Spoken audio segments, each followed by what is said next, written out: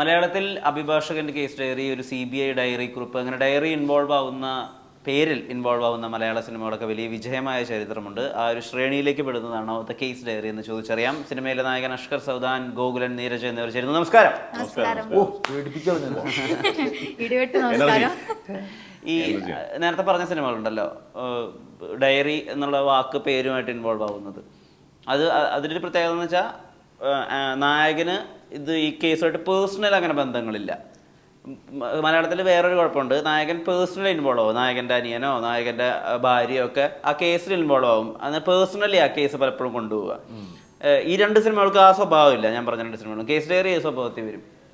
Personally ആയിരിക്കാം, അല്ലെങ്കിൽ വേറെ സംഭവം. അതല്ലേടാ സസ്പെൻസ്. നമ്മളെങ്ങനെ പറയുന്നത് പേഴ്സണലി ഉണ്ട്. മറ്റുള്ളവരെ കേസ് ഡയറി അതാണല്ലോ. ഒരു കേസ് ഓപ്പൺ ചെയ്യുമ്പോൾ നമ്മൾ എന്താണ് അത് നമുക്ക് സിനിമയ്ക്ക് പറയാൻ പറ്റത്തില്ലല്ലോ. അതല്ലേ പ്രശ്നം. പേഴ്സണൽ കേസാണ് ഞാൻ അന്വേഷിക്കാൻ വരുന്നത് എന്ന് പറയാൻ പറ്റത്തില്ലല്ലോ. അല്ലെ നമ്മൾ ഇന്ന ആളുടെ കേസ് അന്വേഷിക്കാൻ വരുന്ന ഡയറി അല്ല കേസ് ഡയറി ഓപ്പൺ ചെയ്തല്ലേ, അത് നമുക്ക് പറയാം. അതല്ലേ പ്രശ്നം. വിഷ്ണുവിന്റെ ചോദ്യം വെച്ചാൽ നിങ്ങൾ പോലീസ് ഓഫീസർ വേറൊരു കേസ് അന്വേഷിക്കുന്നതാണോ, അല്ലെങ്കിൽ ആ പോലീസ് ഓഫീസർക്ക് പേഴ്സണൽ കണക്ഷൻ പറയാൻ പറ്റില്ല. എന്താ ഞാൻ പറയാ, എനിക്കങ്ങനെ ഞാനൊരു പോലീസ് ഉദ്യോഗസ്ഥനാണ്. അതിനകത്ത് ഞാൻ ആ ഡിപ്പാർട്ട്മെന്റിൽ വരുന്ന ഒരു കേസ് അന്വേഷിക്കാൻ വരുന്ന ഒരു പോലീസ് ഓഫീസറാണ് അഷ്കർ. അഷ്കറെ ഹെൽപ്പ് ചെയ്യുന്ന ഒരു സമർത്ഥനായ അദ്ദേഹത്തിന്റെ പേര് ചോദിച്ചു. കഥാപാത്രത്തിന്റെ പേര് വ്ളാഡിമർ. വ്ളാഡിമർ പുടിനുമായിട്ട് എന്തെങ്കിലും അത് എങ്ങനെയാണ് ഒരു സമയത്ത് ഈ ക്യാരക്ടർ ചോദിക്കുന്നുണ്ട്, അഷ്കറിന്റെ ക്യാരക്ടർ ചോദിക്കുന്നുണ്ട്. അല്ല അഷ്കറാണെങ്കിൽ തന്നെ വ്ളാഡിമർ എന്നാണ് പേരെങ്കിലും വ്ളാഡി എന്ന് വിളിക്കുന്നത്. എന്റെ കൂടെ ഉള്ള ആളാണ്, എന്നെ സപ്പോർട്ട് ചെയ്തത്. അതുകൊണ്ടാണ് ഞാൻ കൂടുതൽ എപ്പോഴും പുള്ളിയുടെ പേര് പോലും മറന്നുപോയി. ഞാൻ അങ്ങനെ ചോദിക്കുന്നത് അങ്ങോട്ടും ഇങ്ങോട്ടും മാറി കഴിഞ്ഞാൽ അർത്ഥവും മാറിപ്പോകും. അതാണെങ്കിൽ സിനിമയുടെ ഒരു ഏറ്റവും പ്രധാനപ്പെട്ട ഒരു പോയിന്റിൽ ഇദ്ദേഹത്തിന് കുറെ ഡയലോഗും കുറെ ടെക്നിക്കൽ ടേംസ് ഒക്കെ പറയുന്ന ഒരു പരിപാടി ഉണ്ട്. അതായത് അഷ്കർ പറയുന്നുണ്ട്. അപ്പൊ ഈ ഗണ്ണിന്റെ നമ്പറും മറ്റേ IRPC CRPCയിലെ വകുപ്പുകളൊക്കെ പറഞ്ഞിട്ട് ബ്ലാഡി വിളിക്കണം.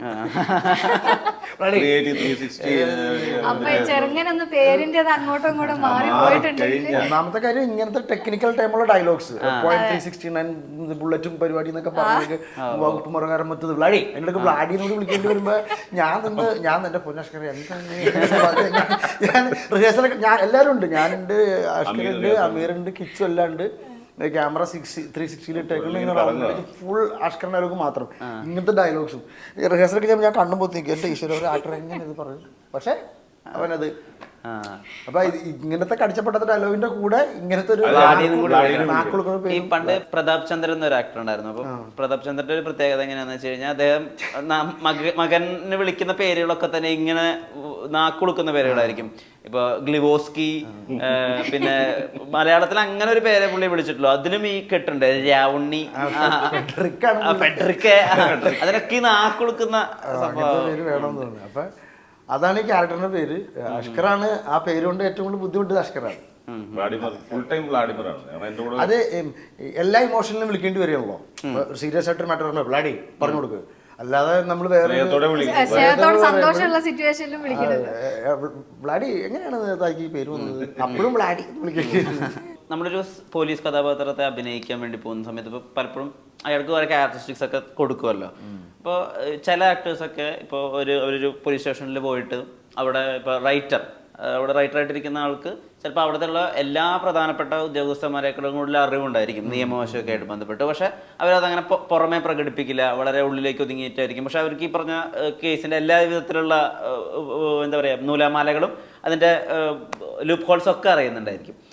നേരെ മറിച്ച് ചില ആളുകൾ ഭയങ്കര ആക്റ്റീവായിരിക്കും, ചില ആൾക്കാർ വളരെ തമാശ പറയും, ചില ആൾക്കാർ ഈ വരുന്ന ആളുകളെ കൺഫ്യൂസ് ചെയ്യുന്ന പോലെ ചോദ്യം ചോദിക്കും. അപ്പോൾ ഇതൊക്കെ നമുക്ക് റിയൽ ലൈഫിൽ പോലീസ് സ്റ്റേഷനിൽ പോയാൽ പലപ്പോഴും കാണാനും പറ്റും. അപ്പോൾ ഇങ്ങനെ ഒരു ക്യാരക്ടറൊക്കെ വരുന്ന സമയത്ത് അങ്ങനെ ഒരാളെ ഇപ്പോൾ കണ്ടിട്ടുള്ളതോ അല്ലെങ്കിൽ ആഗ്രഹമുള്ളതോ ആയിട്ടുള്ള ഒരു ക്യാരക്ടറിനെ എടുത്ത് നോക്കാനൊക്കെ ഗോകുലൻ ശ്രമിക്കാറുണ്ടോ? നമ്മളിപ്പോൾ ഒരു ബേസിക് ഐഡിയ റൈറ്റർക്കും ഡയറക്ടർക്കും ഉണ്ടാവുമല്ലോ. അല്ലെങ്കിൽ ഇങ്ങനത്തെ ഒരു പോലീസുകാരനാണ്, അല്ലെങ്കിൽ അയാൾ കുറച്ച് ക്രൂക്കഡാണ്, അല്ലെങ്കിൽ അയാൾ കുറച്ച് ഇന്നസെന്റ് ആണ്, അല്ലെങ്കിൽ അയാൾ കുറച്ച് ചിലരുടെ അടുത്ത് ഇങ്ങനെ പെരുമാറുന്നതാണ്. അപ്പൊ അങ്ങനെ ഒരു ബേസിക് ഇൻപുട്സ് ഈ ഡയറക്ടേഴ്സും റൈറ്ററും തരുമല്ലോ. നമ്മൾ പിന്നെ അതിന്റെ പുറമെ നമ്മുടെ ഒരു പരിപാടി വെച്ച് പിടിപ്പിച്ചാൽ മതി. ഞാൻ അങ്ങനെ ഇപ്പൊ ഞാൻ 2-3 പോലീസ് കഥാപാത്രങ്ങൾ ചെയ്തിട്ടുണ്ട്. ഉണ്ടയിൽ പോലീസായിരുന്നു, തുണ്ടിൽ പോലീസായിരുന്നു, പിന്നെ കൊച്ചാൾ എന്ന് പറഞ്ഞ നമ്മുടെ കിച്ചുവിന്റെ പടത്തിൽ പോലീസുകാരനായിരുന്നു, പിന്നെ ഇതിൽ പോലീസുകാരനായിരുന്നു. ഇതൊക്കെ ചെയ്തപ്പോൾ പോലും ഞാൻ അങ്ങനെ പോലീസ് സ്റ്റേഷനിൽ പോവുകയോ അല്ലെങ്കിൽ ഒരു റെഫറൻസിന് വേണ്ടിയിട്ട് സ്റ്റേഷനിലെ പോലീസുകാരായിട്ട് പരിചയപ്പെടുകയോ ചെയ്തിട്ടില്ല. നമ്മളെ ബേസിക് ഐഡിയയിലൊരു നമ്മൾ കണ്ടിട്ടുണ്ടല്ലോ പോലീസുകാരെ, അതായത് റോട്ടിൽ നിൽക്കുന്ന പോലീസുകാർ, അമ്പലപ്പറമ്പിലെ പോലീസുകാർ, സ്റ്റേഷനിലെ പോലീസുകാർ, കോടതിയിലെ പോലീസുകാർ, അങ്ങനെ കണ്ടിട്ടുണ്ട്. അപ്പൊ അവര് പറയുന്ന ഡിസൈനകത്തേക്ക് നമ്മുടെ കുറച്ച് ഇൻപുട്സ് ചേർക്കാന്നല്ലാതെ അങ്ങനെ ഒരു പഠിക്കാനായിട്ടോ അല്ലെങ്കിൽ ഇത് റെഫറൻസ് എടുക്കാൻ സ്റ്റേഷനിൽ പോവുകയോ അങ്ങനെ ഒന്നും അത്രയും ഡീപ്പായിട്ടൊന്നും ചെയ്തിട്ടില്ല, വേണ്ടി വന്നിട്ടില്ല ഇതുവരെ. ഞാൻ ഒരുപാട് റീൽസ് ഒക്കെ കണ്ടിട്ടുണ്ട്.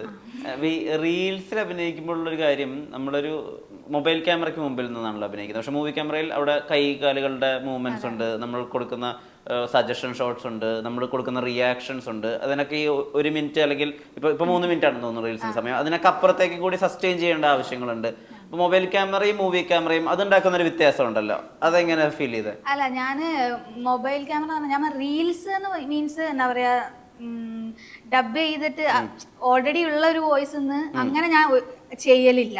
നമ്മുടെ ഓൺ കണ്ടന്റ് എന്തെങ്കിലും, നമ്മളിപ്പോ ഞാൻ ട്രാവൽ ചെയ്യുന്ന ഒരാളാണ്, അപ്പൊ ട്രാവൽ ചെയ്യുമ്പോൾ അതിൽ വരുന്ന കുറച്ച് കണ്ടന്റും കാര്യങ്ങളും അങ്ങനെയുള്ള കുറച്ച് നല്ല നല്ല മൊമെന്റ്സ് ആണ് ഞാൻ എൻ്റെ ഇൻസ്റ്റയിലും FB-യിലും ഒക്കെ ഞാൻ പോസ്റ്റ് ചെയ്യല്. പിന്നെ നമ്മൾ നോർമലി ഷൂട്ട് ചെയ്യുന്ന സമയത്ത് നമുക്ക് വലിയ ലൈറ്റുകളില്ല, എന്താ പറയാ, സിനിമ എന്ന് പറയുമ്പോൾ അതിന് പിന്നിൽ ഒരുപാട് ഹാർഡ് വർക്ക് ചെയ്യുന്ന ഒരുപാട് ആൾക്കാരുണ്ട്, ഈ ലൈറ്റ് ആയാലും എല്ലാ ഡിപ്പാർട്ട്മെന്റിലും. അപ്പൊ ഈ വലിയ വലിയ ലൈറ്റ് ഒന്നും വെച്ചിട്ടല്ലല്ലോ നമ്മൾ റീൽ ചെയ്യുന്നത്. അപ്പൊ അതിന് അതിൻ്റെതായിട്ടുള്ള ഡിഫറൻസ് ക്വാളിറ്റി വൈസിലും ഉണ്ടാവും.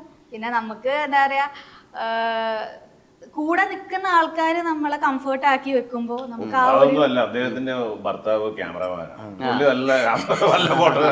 ഭയങ്കരമായിട്ട് ചർച്ച ചെയ്ത് ഡേറ്റ് ഇല്ല അതില്ലേ പുള്ളിക്കാരൻ ഒരു ക്യാമറമാൻ ആണ്. അപ്പൊ അതുകൊണ്ട് തന്നെ എനിക്ക് വലിയ ഡിഫറൻസ് ഒന്നും എല്ലാം ഞാൻ മുന്നിൽ നിന്നുകാട്ട് ചെയ്ത് കൊടുത്താൽ മതി. മുപ്പത് കണ്ടന്റ് പറയും നമുക്ക് ഇത് എടുത്താലോ എന്ന് ചോദിക്കും. സത്യം പറയണേ, ഞാൻ ചെയ്യുന്ന കണ്ടിട്ടൊക്കെ എന്റെ ഹസ്ബൻഡിന്റെ ഞാൻ ആദ്യമായിട്ടാണ് റീൽസ് ചെയ്യുന്ന ആളെ നേരിട്ട് പരിചയപ്പെടുന്നത്. ഇത് ഒറ്റയ്ക്കാണോ ചെയ്യുന്നത്? അതായത് ഒരു മുറിയിൽ ഇങ്ങനെ ഇങ്ങനെ റൗണ്ടിലുള്ള ഒരു ലൈറ്റുള്ള ഞാൻ പറഞ്ഞില്ല ചേട്ടാ, ഞാൻ എന്താ പറയാ, റീല് ഇപ്പോ ക്യാമറയിൽ നോക്കി ഇതാക്കി അങ്ങനെ ഞാൻ ചെയ്യലില്ല. നമ്മളിപ്പോ എന്തെങ്കിലും സാധാരണ നമ്മൾ സംസാരിക്കും, ഇപ്പൊ ഞാനും ചേട്ടനും കൂടി സംസാരിക്കുന്ന ഒരു കാര്യമാണെങ്കിൽ അതിപ്പോ എന്റെ മൂപ്പര് എന്റെ ഹസ്ബൻഡ് ക്യാമറ വെച്ചെടുക്കും. അപ്പൊ അതില് നല്ല എന്താ പറയാ, നമുക്ക് ഓക്കെ ഇത് കുഴപ്പമില്ലാന്ന് തോന്നുകയാണെങ്കിൽ ഞങ്ങൾ അത് പോസ്റ്റ് ചെയ്യും. അല്ലാതെ അയ്യോ, അതൊക്കെ എന്നെക്കാളും കൂടുതൽ കിട്ടുന്ന ആൾക്കാരൊക്കെ ഇവിടെ ഉണ്ട്. അപ്പൊ ഞാനൊക്കെ ഞാൻ ഫേസ്ബുക്കിലും പറ്റില്ല.